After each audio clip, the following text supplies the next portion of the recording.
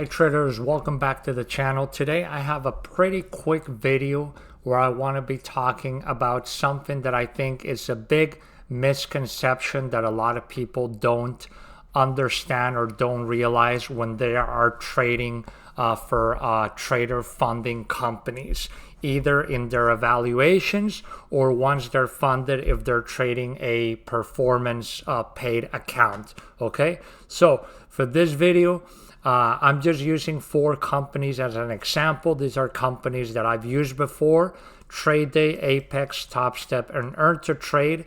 And I just took a screenshot of their 100,000 account sizes. And we're going to be talking about how you should really determine how big a positions or how to properly use risk management with these ones. Before we go any further, as always, make sure to subscribe to the channel.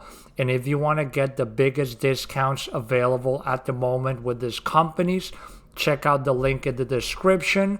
It'll greatly help the channel to keep bringing you all this free content, and you'll get yourself the best price available at that moment. So we're going to be talking about risk management. Now, with risk management, if you studied basics of technical analysis and management, you know that the rule of thumb in general is you want to be risking between 1 and 2% of your account size per trade.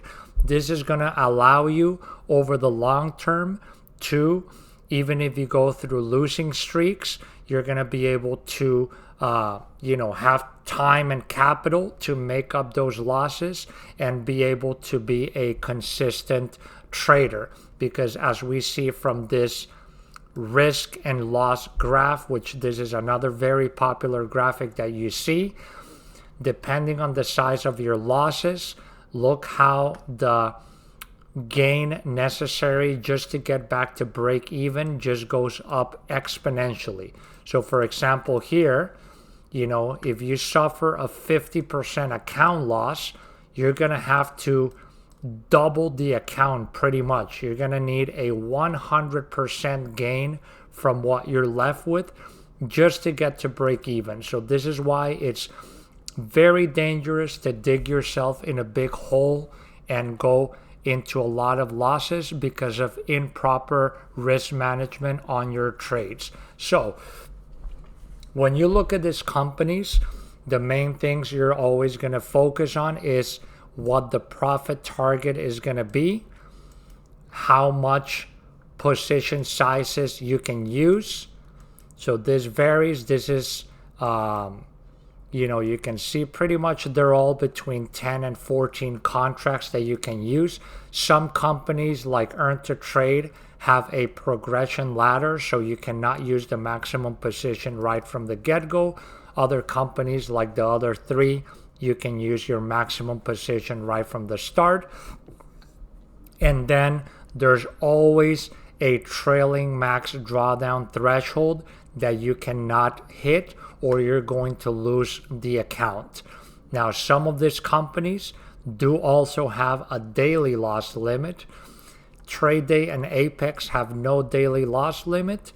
TopStep has, they don't really state this directly, but they do have, in the case of the 100K, there's a $2,000 daily loss limit. But if you hit it, you're not liquidated, you don't lose your account. They're just going to shut you down for the day and you can continue trading the next day. With Earn to Trade, there is a daily loss limit, and if you do hit that, then you do lose your account and you need to reset. Okay, but overall there's 2 main types of drawdowns. There's the trailing drawdown that always chases your maximum account balance, such as it is with Apex, which you can see is a $3,000 threshold. And then other companies like TradeDay, TopStep, Earn to Trade have what's called end of day drawdown, where it's calculated just on the balance that you finish for the day. I just recently made a video explaining the differences between these drawdown types, which I'm going to link on the top right for you to see. Okay, but The main mistake traders make is that they think the account size is basically going to determine what their position sizing is going to be. In reality, what you need to be focusing on is your trailing drawdown or your trailing threshold. This is effectively the cash on hand that you have available to lose. So in reality, this is your account size. And of course, the larger the account is, the bigger the trailing threshold is going to be. But basically, this is what you need to focus on, your trailing threshold. Because look at the difference in the risk management perspective. Let's say we're going to focus on the E-mini SP500. So a mini is $50 a point, $12.50 a tick. A micro is $5 a point, $1.25 a tick. And we're not even going to go into commissions here, but obviously, you know, the more you trade, the more commissions are going to be accumulating, which is obviously going to bring down your profits as well, or is going to augment your losses. Okay, so usually for ES, on average, it's about $4 per round trip per trade for commissions, and the micros is about $1. Okay, round trip meaning when you open a trade and you close it, that is the round trip cost for the trade, and this is per contract.